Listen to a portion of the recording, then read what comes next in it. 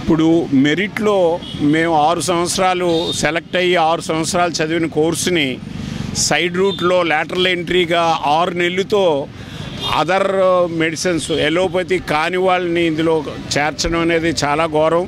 వాళ్ళకి ఏ రకమైన సబ్జెక్టు ఉండదు, అంచేత క్వాలిటీ ఆఫ్ ట్రీట్మెంట్ బాగా పడిపోతుంది. అటువంటి డాక్టర్స్ని తయారు చేసి ప్రజల తాలూకా ఆరోగ్యాలతో ఆటలాడుకోవడం మంచిది కాదు అనేది మా ఆలోచన.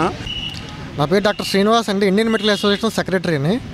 సో మనకి national body Indian medical association Delhi వారు ఇచ్చిన ఆదేశాల ప్రకారము ఈరోజు దేశవ్యాప్తంగా కూడా అన్ని బ్రాంచెస్ ఆఫ్ ఇండియన్ మెడికల్ అసోసియేషన్లోని ఈ సత్యాగ్రహ ప్రోగ్రాం అనేది చేయడం జరుగుతుందండి. ఇది నవంబర్ 16, 2015 జరగవలసిన ప్రోగ్రాం అండి. కాకపోతే అప్పుడు మినిస్టర్ గారు జేపీ నడ్డా గారు, సెంట్రల్ హెల్త్ మినిస్టర్ గారు ఇచ్చిన అష్యూరెన్స్ వల్ల అది కొన్నాళ్ళు డిస్కషన్స్లోని ఇష్యూస్ సెటిల్ అవుతాయని చెప్పేసి వాళ్ళు ఇచ్చిన అష్యూరెన్స్ మీద మేము కొన్నాళ్ళు ఆగడం జరిగింది. సో ఇప్పటివరకు కూడా ఏం కార్యరూపం దాల్చకపోవడం వల్ల ఈరోజు మొత్తం భారతదేశం అంతటా కూడా అన్ని చోట్ల వైద్యులు ఈ ధర్నా చేస్తున్నారు.